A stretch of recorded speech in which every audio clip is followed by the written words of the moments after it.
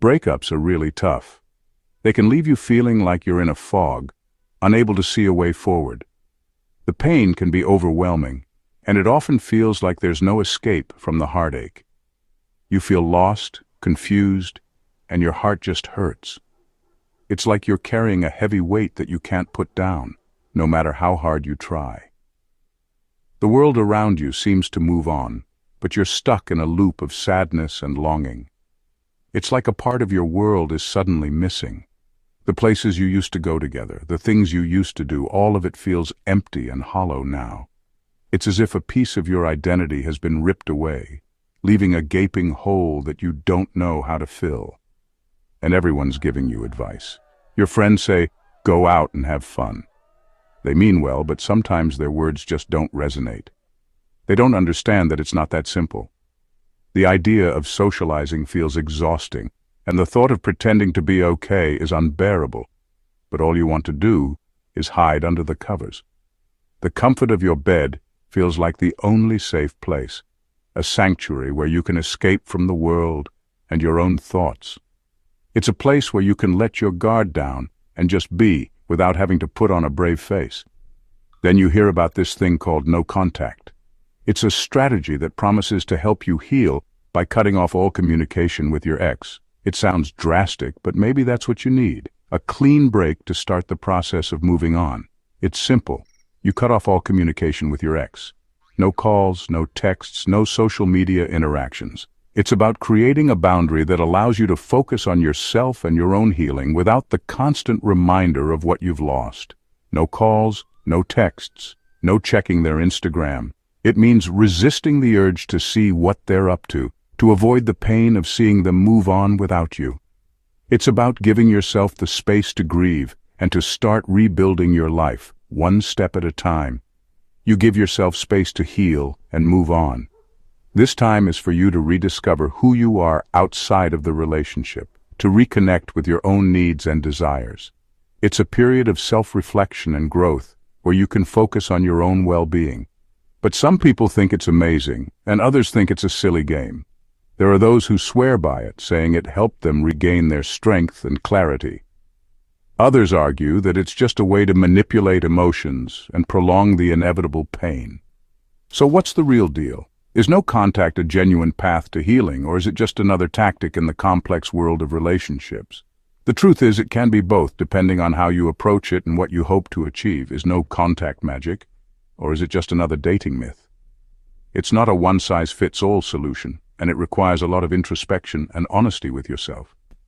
It's about understanding your own emotional needs and setting boundaries that support your healing process. In this video, we'll figure out no contact, when it works, when it doesn't, and how to do it right.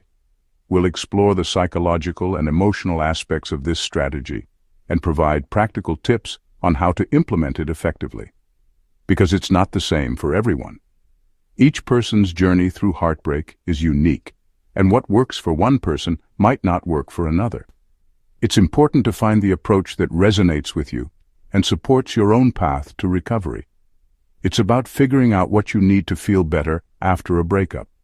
Whether it's no contact, therapy, or finding new hobbies, the goal is to prioritize your own well-being and take steps towards healing. Let's take a closer look at no contact and see if it's right for you.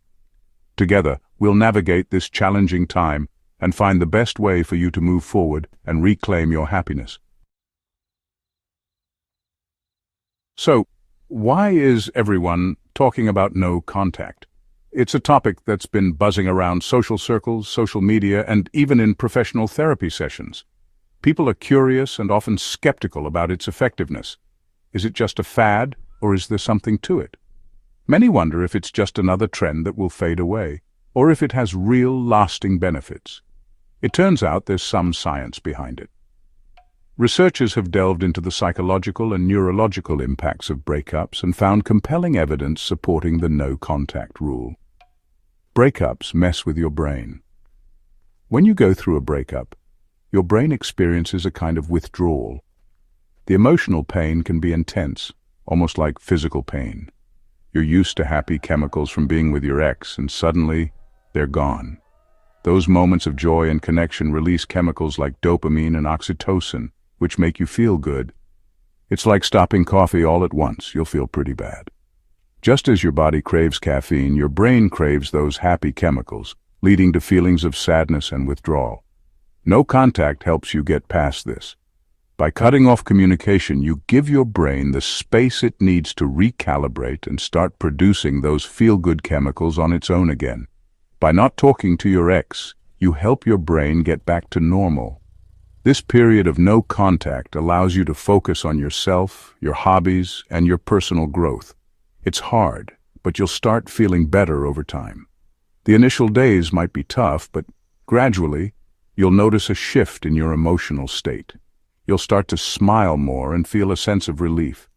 Besides the brain stuff, no contact gives you time to deal with your feelings. It provides a much-needed break to process your emotions, understand your feelings, and gain clarity on the relationship. Without your ex around, you can figure out what went wrong and start to heal. This self-reflection is crucial for personal growth and for making better choices in future relationships. No contact isn't just about forgetting your ex. It's about rediscovering yourself and moving forward with a clearer mind and a stronger heart. No contact can be really helpful, but it's not a magic fix. Sometimes it's not the best idea, and it might even make things worse. First, think about your relationship. No contact is good after a bad relationship, one where you felt bad about yourself. It helps you set boundaries and feel strong again. But if your breakup was okay, and you need to talk, maybe you have kids together, then no contact might not work. It's about finding a balance between talking when you need to and protecting your feelings. Here's the thing, no contact can sometimes make things worse.